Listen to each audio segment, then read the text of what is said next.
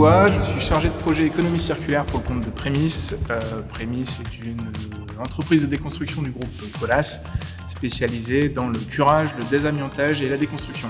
Prémisse intervient sur le chantier Charenton-Liberté pour réaliser des travaux de curage et de dépollution du bâti dans le cadre d'une réhabilitation d'un bâtiment de bureau de 20 000 m² en logement. On a estimé qu'il y avait environ 3700 tonnes de déchets produits sur l'opération.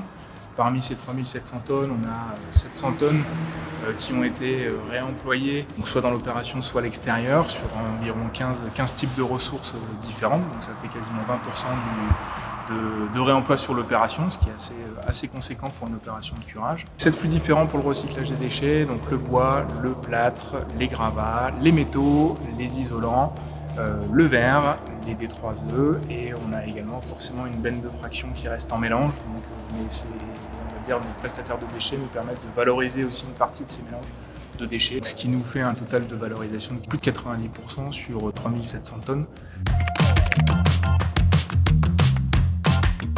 On a vraiment accompagné notre client, notre maîtrise d'ouvrage, donc Heinz et la maîtrise d'œuvre, pour mettre en place des solutions d'économie circulaire sur ce chantier. Tout d'abord par du réemploi in situ, puisque notre maîtrise d'ouvrage a souhaité, dans le cadre de son projet d'aménagement, récupérer une partie des matériaux déposés pour son futur aménagement. Donc on a conservé notamment des faux planchers, des chemins de câbles, des boiseries, des pierres. On a poursuivi la démarche en l'accompagnant dans un sourcing de repreneurs extérieurs au chantier pour pouvoir replacer des matériaux de réemploi auprès d'entreprises ou de plateformes de réemploi. Et puis ensuite, pour les matériaux qui étaient fléchés pour du recyclage, donc pour les déchets de chantier, plusieurs démarches ont été mises en œuvre pour pouvoir faire le tri à la source à l'intérieur du chantier, ce qui nous a permis de mettre en place des démarches assez vertueuses, autour notamment du recyclage en boucle fermée du verre, du recyclage en boucle fermée d'isolant, et puis d'autres valorisations de nos déchets dans des filières spécialisées pour atteindre un pourcentage de valorisation de plus de 90%.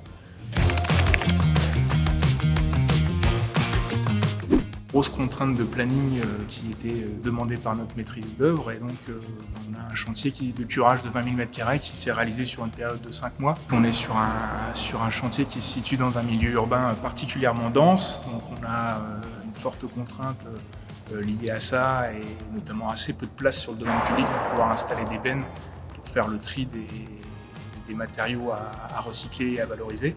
Donc on a dû profiter de toute la surface disponible à l'intérieur du bâtiment pour pouvoir faire ce tri.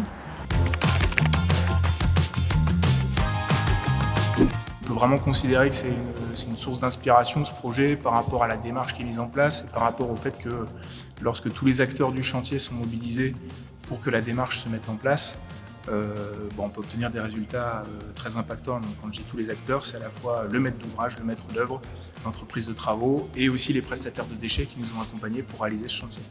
Plus c'est abordé en amont du projet et plus notre maîtrise d'ouvrage nous challenge sur le sujet, plus on arrive à obtenir des résultats.